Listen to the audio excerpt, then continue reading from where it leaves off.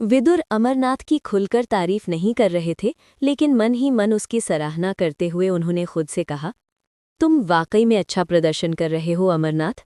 आज की ट्रेनिंग की शुरुआत में मैंने सोचा था कि तुम सिर्फ 70 हमलों को ही सहन कर पाओगे, लेकिन तुमने मेरी उम्मीद से बढ़कर अपने शरीर पर 80 हमलों को झेला है। जमीन पर अधमरी हालत में पड़े अमरनाथ को देखते हुए विदुर ने आगे कहा, आज का तुम्हारा प्रदर्शन पिछले कई दिनों की तुलना में बेहतर रहा है। अपने गुरुदेव विदुर के मुंह से इतना सुनते ही अमरनाथ ने गहरी सांस ली और फिर जमीन पर ढेर हो गया। कुछ देर बाद जब उसके शरीर में दोबारा अपने पैरों पर खड़े होने की ताकत आई तो उसने आंखें खोली। उसने ट्रेनिंग के कपड़े उतारकर पास की चट्टान पर रख दिए और फिर वही कपड़े पहनने लगा जिनमें वो आया था। कपड़े पहनते समय जब जब कपड़ा उसकी जख्मी जगहों को छूता, उसके मुंह से दर्द भरी कराह निकल जाती और वो तड़प उठता।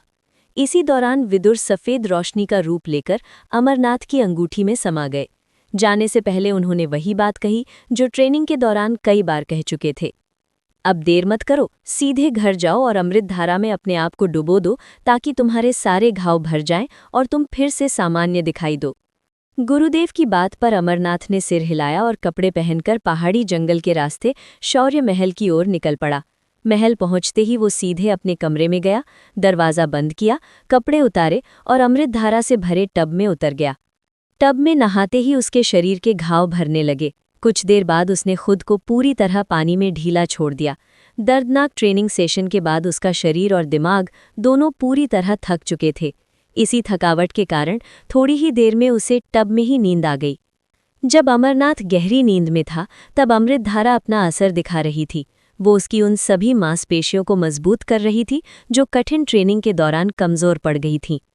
नींद खुलते ही उसके कमरे में सूरज की तेज किरणें खिड़की से होती हुई सीधे उसके चेहरे पर पड़ रही थीं।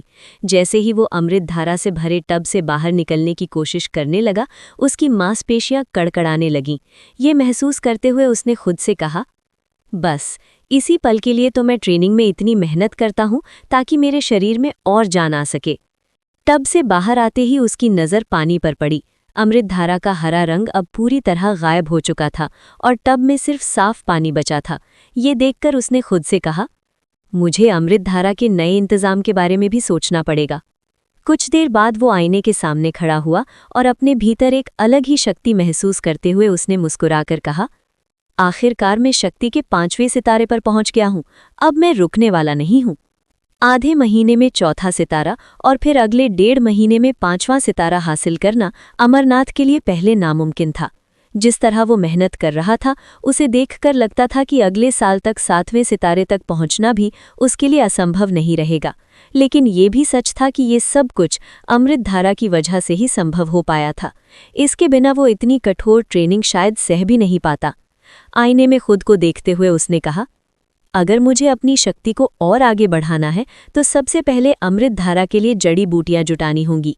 ये सोचते हुए वो बिस्तर पर बैठ गया और अपने पास रखे पैसों को गिनने लगा। निराश होकर उसने खुद से कहा, मेरे पास अब भी इतने पैसे नहीं हैं कि मैं अमृत धारा के लिए ज़रूरी सामान खरीद सकूं। मैंने कभी सोचा भी नहीं था कि एक दिन पैसों की इतनी ज़रूरत पड़ेगी। तभी उसने अंगूठी में मौजूद गुरुदेव विदुर से पूछा, गुरुदेव, क्या आपके अलावा भी कोई अमृत धारा बना सकता है?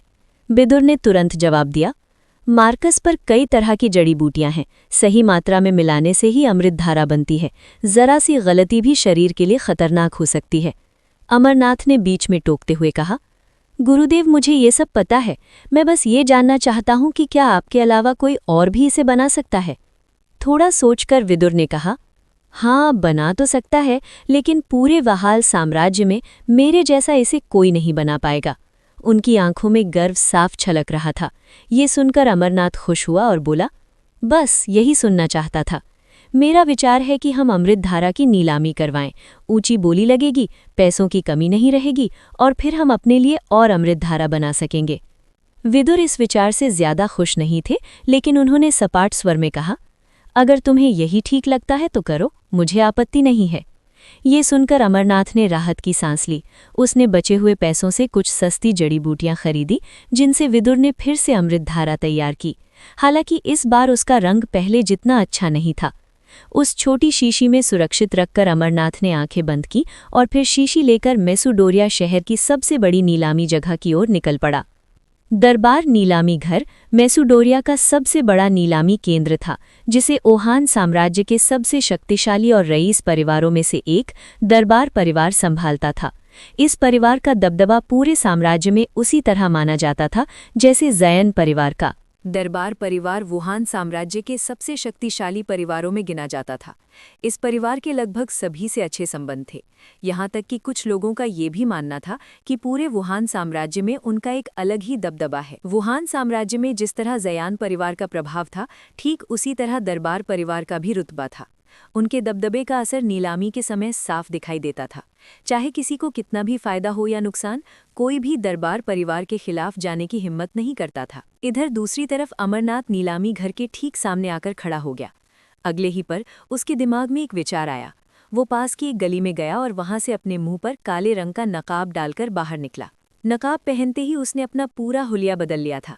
सिर से पैर तक काले कपड़े पहनने के कारण अब वो पहले से थोड़ा ज्यादा तगड़ा भी दिखाई दे रहा था। इस हुलिये में अब उसे कोई पहचान नहीं सकता था।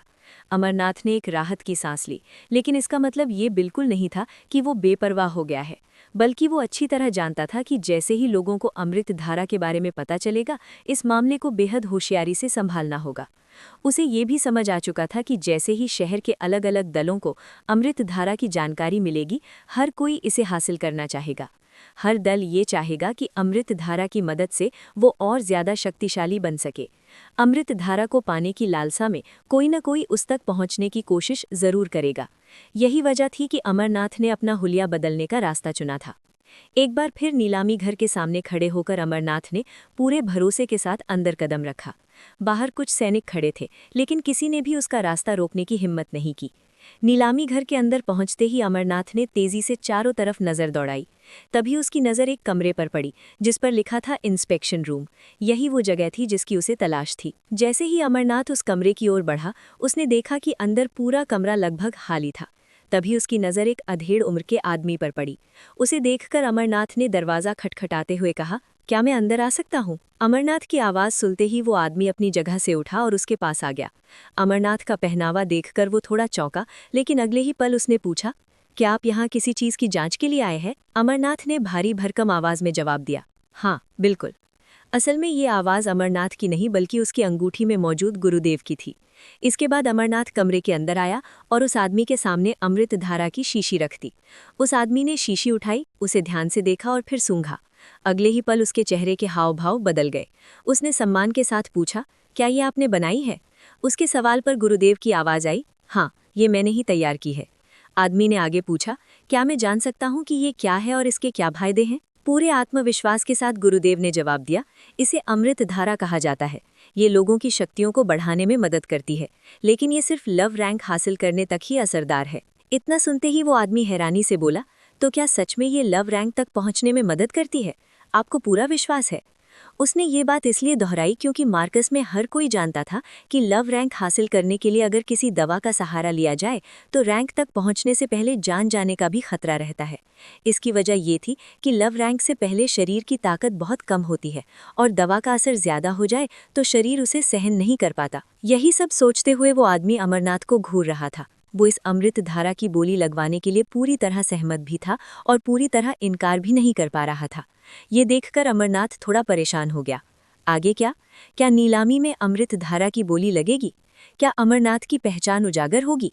आगे की कहानी जानने के लिए सुनते रहिए अमर योद्धा, सिर्फ मेरी कहानी पर।